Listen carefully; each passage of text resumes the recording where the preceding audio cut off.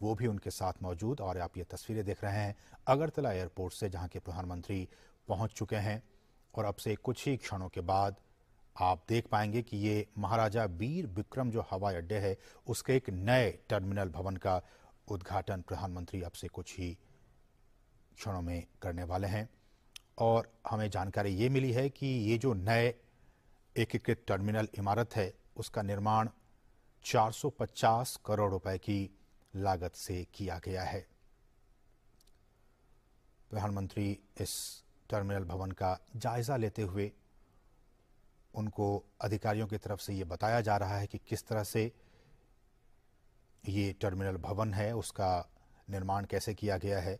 हम आपको अभी बताएं, ये देखिए, ये वो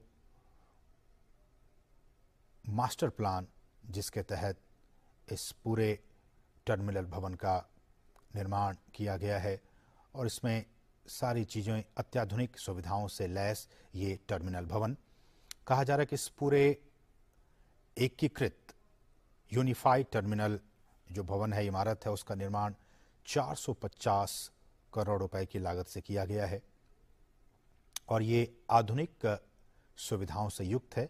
और अगर इसके एरिया की बात की जाए तो 30,000 वर्ग मीटर में ये अत्याधुनिक भवन फैला हुआ है।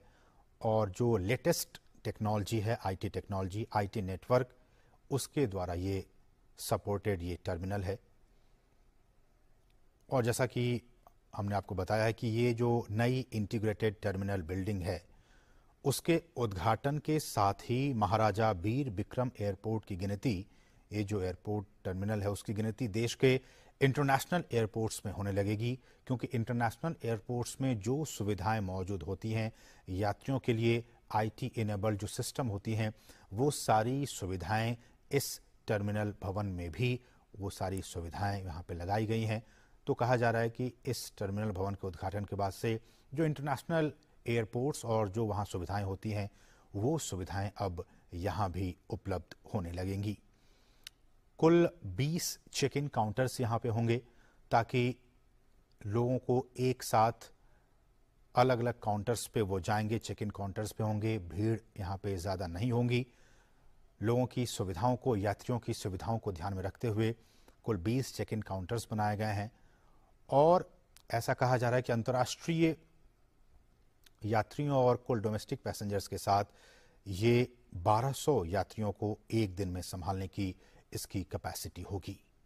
तो बहुत ही महत्वपूर्ण ये आज का दिन त्रिपुरा के लिए, त्रिपुरा के लोगों के लिए, देश के लोगों के लिए, अंतर्राष्ट्रीय लोगों के लिए, पर्यटकों के लिए, कि जब वो त्रिपुरा आएंगे तो उन्हें अगरतला एयरपोर्ट पर एक अत्याधुनिक सुख सुविधाओं से लैस एक भवन, जो टर्मिनल भवन है, वो उसका दीदार कर पाएंगे, उन सुविधाओं का वो लाभ उठा पाएंगे, जिसका कि अब से कुछ ही लम्हों के बाद प्रधानमंत्री नरेंद्र मोदी उद्घाटन करने वाले हैं। आप इन तस्वीरों में देख सकते हैं किस तरह से वहाँ की जो बांस से बने जो उत्पाद हैं, इस बात पे प्रधानमंत्री का लगातार फोकस रहता है कि जो लोकल प्रोडक्ट्स हैं उनका अधिक से अधिक इस्तेमाल किया जाए। और आपने देखा इन तस्वीरों में कि बांस से जो बने उत्पाद हैं उनको वहाँ पे लगाया गया है सजावट के तौर पर। बहुत ही उम्दा, बहुत ही बेहतरीन ये उत्पाद।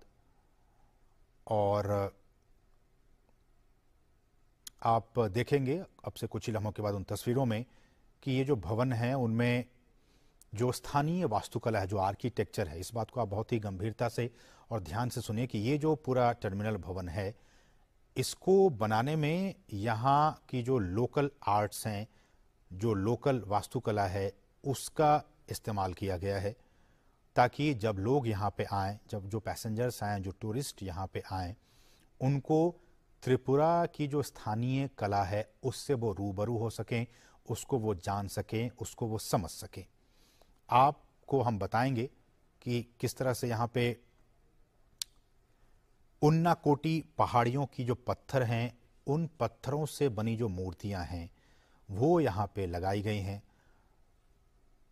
अब से कुछ ही लम्हों के बाद हम आपको वो तस्वीरें दिखाएंगे। फिलहाल प्रधानमंत्री इस पूरे टर्मिनल भवन का जायजा लेने के लिए कार्ट में बैठ चुके हैं और धीरे धीरे हौले हौले प्रधानमंत्री का ये कार्ड आगे बढ़ता हुआ और प्रधानमंत्री इस पूरे टर्मिनल भवन का जायजा लेंगे कि किस तरह से अत्याधुनिक सुविधाओं से लैस इस टर्मिनल भवन का निर्माण किया गया है।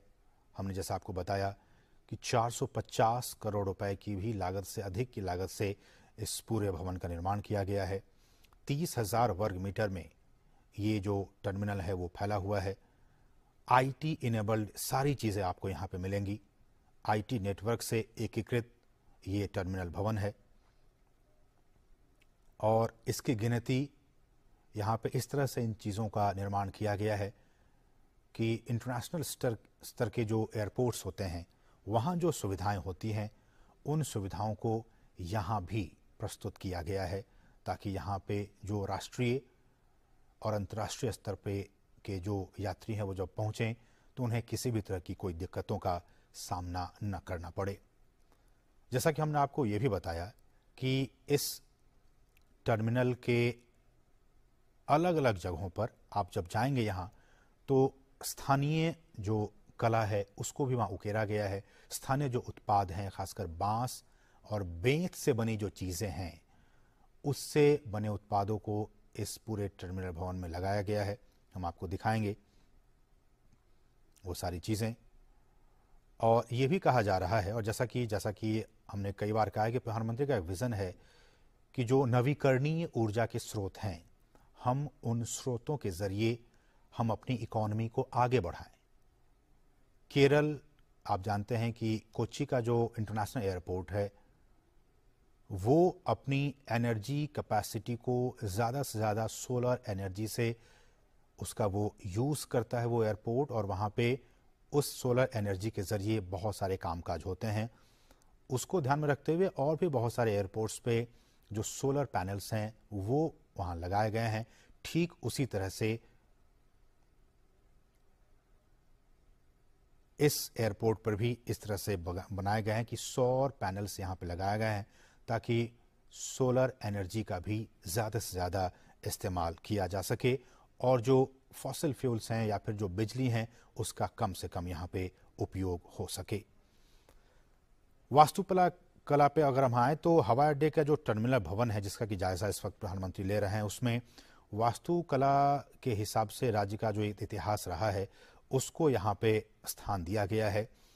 जो सांस्कृतिक परिदृश्य है त्रिपुरा के उसको भी ध्यान में रखते हुए इस पूरे टर्मिनल भवन को डिजाइन किया गया है। और जैसा कि हम आपको अभी दिखाएंगे कि यहाँ पे एक विशेष पत्थर लाए गए हैं। उन्नाकोटी एक जगह है, वहाँ से उन्नाकोटी पहाड़ियों की पत्थरों का इस्तेमाल किया गया है। जैसा कि हम बता रहे हैं कि लोकली जो चीज़ें हैं उसको वहाँ पे लाकर और यहाँ पे प्रदर्शित किया गया, चाहे वो बांस और बेंत से बने उत्पाद हो या फिर जो वहाँ के जो पत्थर हैं उन्नाकोटी पत्थर, पहाड़ियों के पत्थर जो हैं उनसे बनी मूर्तियाँ हों या फिर चबीमुरा प्रतिकृति का भी आप अगर यहाँ जाएंगे तो उसका आपको अनुभव होगा, आप उसके दीदार कर पाएंगे। और ये जो मूर्तियां हैं अब आप देख पाएंगे कुछ देर के बाद, वो त्रिपुरा की राजधानी अगरतला से तकरीबन 145 किलोमीटर की दूरी पर है और वो ऐसा कहा जाता है कि पूर्वोत्तर भारत के सबसे बड़े रहस्यों में वो पहाड़ और वहाँ के जो पत्थर वहाँ से लाए जाते हैं उन पहाड़ों में वो शामिल किया जाता है। ये आप देख सकते हैं वो टर्मिनल भवन। प्रधानमंत्री इन तमाम चीज़ों का जायज़ा लेते हुए पूर्वोत्तर में कनेक्टिविटी के लिहाज से, और जैसा कि आप जानते हैं कि प्रधानमंत्री का ये कोशिश है कि पूर्वोत्तर को पूरे भारत का और ईस्ट एशिया का एक प्रवेश द्वार के तौर पर बनाया जाए, उस दिशा में ये बहुत ही महत्वपूर्ण कदम आज का ये दिन। जैसा कि हम आपको कहते हैं कि लुक ईस्ट पॉलिसी के तौर पर एक बार हम उन नीतियों पे आएँ जिन नीतियों के ज़रिए ये सारी चीज़ें हो रही हैं केंद्र सरकार की तरफ से, प्रधानमंत्री मोदी की तरफ से, कि क्यों मणिपुर को, त्रिपुरा को और बाकी जो तमाम जो स्टेट्स हैं नॉर्थ ईस्ट के उस पर इतना फोकस दिया जा रहा है, क्योंकि प्रधानमंत्री ये कोशिश है कि लुक ईस्ट के बाद एक्ट ईस्ट पॉलिसी में हम उसके साथ एंगेज हों। आप जानते हैं कि हर महीने केंद्र सरकार के जो मंत्री हैं वो जाते रहते हैं, वहाँ की यात्राओं पर रहते हैं, और ताकि एक ये जो पहले की कहावत थी कि नॉर्थ ईस्ट के लिए दिल्ली दूर है, वो वो जो फीलिंग है उस फीलिंग को, उस एहसास को ख़त्म कर दिया जाए। ऐसा न हो कि उनके वहाँ के लोगों को लगे कि दिल्ली बहुत दूर है, ऐसा लगे कि दिल्ली उनके बहुत ही पास है। प्रधानमंत्री ने मणिपुर में जब वो एक रैली को संबोधित कर रहे थे तो उन्होंने इस बात का जिक्र भी किया था। और एक्ट ईस्ट पॉलिसी का मकसद, चूंकि आज का दिन इन तमाम मुद्दों पर बातचीत करने के लिए बहुत ही समीचीन है, क्योंकि जिस तरह से प्रधानमंत्री का एक विजन रहा है कि हम नॉर्थ ईस्ट के जो 7 सिस्टर्स हैं, जो तमाम राज्य हैं, उन तक विकास की गंगा को और भी कैसे पहुंचाएं, उसको और भी कैसे मजबूती प्रदान की जाए, कनेक्टिविटी के लिहाज से, संस्कृति के लिहाज से, हेल्थ के लिहाज से, आईटी के लिहाज से, इन तमाम क्षेत्रों में पूर्वोत्तर के राज्य भी आगे बढ़ सकें। प्रधानमंत्री का ये विजन रहा है, पहले लोक ईस्ट और उसके बाद अब एक्ट ईस्ट पॉलिसी। और इसी पॉलिसी का मकसद आप देखिए इन तस्वीरों में, जिस बात का जिक्र हम कर रहे थे कि वहाँ पे बांस और बेंत से जो बने उत्पाद हैं, उन उत्पादों को वहाँ पे बहुत ही प्रमुखता से लगाया गया है ताकि उन कारीगरों को भी रोजगार का मौका मिल सके और जो त्रिपुरा की जो एक पहचान है, ये जो धरोहर हैं, उनको भी वहाँ पे प्रदर्शित किया जा सके, ताकि जो राष्ट्रीय और अंतर्राष्ट्रीय स्तर के जो लोग हैं वो जब यहाँ पे आएंगे तो उनको यहाँ के लोकल प्रोडक्ट्स के बारे में जानकारी मिल पाएगी। और जैसा कि आप जानते हैं कि प्रधानमंत्री ने ये आह्वान भी किया है कि आप जो लोकल प्रोडक्ट्स हैं उसके लिए वोकल बनिए, वोकल फॉर लोकल। तो इसी सोच को प्रदर्शित करते हुए यहाँ पे आप इन प्रोडक्ट्स को देख सकते हैं जो यहाँ पे आप तस्वीरों में देख रहे हैं। मैं एक बार फिर से रुक करना चाहूँगा एक्ट ईस्ट पॉलिसी के तहत, क्योंकि ये बहुत ही महत्वपूर्ण है और आपकी जानकारी के लिए डीडी न्यूज़ के जरिए आप इन तस्वीरों को देख पा रहे हैं।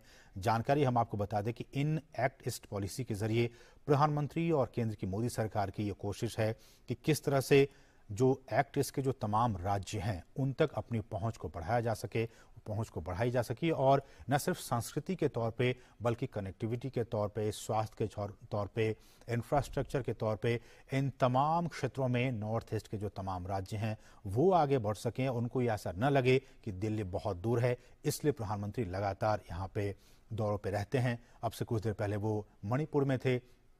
मणिपुर में भी आपने देखा किस तरह से वो बहुत सारी परियोजनाओं का उन्होंने उद्घाटन किया, साथ ही साथ कई करोड़ों रुपए की योजनाओं का उन्होंने शिलान्यास भी किया। अब वो त्रिपुरा में हैं और त्रिपुरा में वो वीर विक्रम जो हवाई अड्डा है उसके नए एकीकृत टर्मिनल भवन का इस वक्त वो जायजा ले रहे हैं। और इस भवन की बहुत ही खासियत है क्योंकि इसके जो बनाने वाले लोग हैं उनकी ये कोशिश है और सरकार की भी ये कोशिश है कि जो अंतर्राष्ट्रीय स्तर के जो एयरपोर्ट्स हैं वो तमाम सुविधाएं यहाँ पर भी हो। इसलिए यहाँ पे बहुत ही उन्नत किस्म की जो टेक्नोलॉजी है उसको यहाँ पे इस्तेमाल किया गया है और तमाम चीज़ें जो हैं वो यहाँ पे लगाई गई हैं। हम आगे भी आपको वो तस्वीरें दिखाएंगे चूंकि प्रधानमंत्री वहाँ पे पहुंचे हुए हैं। आगे क्या कुछ उनका होता है कार्यक्रम, हम आपको वो लगातार लाइव तस्वीरें दिखाएंगे। फिलहाल हम बढ़ेंगे अपनी दूसरी अहम खबर की तरफ। वो खबर है नोएडा से है। आयकर विभाग आज नोएडा के एक बिल्डर के ठिकानों पर छापेमारी कर रही है। एस रियल एस्टेट ग्रुप के मालिक अजय चौधरी के ठिकानों पर बड़े पैमाने पर छापेमारी की जा रही है। एस ग्रुप के नोएडा, दिल्ली और आगरा सहित कई शहरों में ठिकानों पर छापेमारी जारी है। अजय चौधरी के दिल्ली आवास, नोएडा सेक्टर 26 में बने कार्यालय, आगरा और मुंबई समेत 40 से अधिक ठिकानों में ये कार्रवाई चल रही है। बिल्डर अजय चौधरी के यहां कार्रवाई से पहले कन्नौज में सपा एमएलसी पुष्पराज जैन और पंपी और कानपुर के इत्र कारोबारी पीयूष जैन के कई ठिकानों पर भी छापेमारी की कार्रवाई हुई थी। इसके अलावा आयकर विभाग ने आगरा में 3 जूता कारोबारियों के ठिकानों पर भी छापेमारी की है। आयकर विभाग नोवा शूज के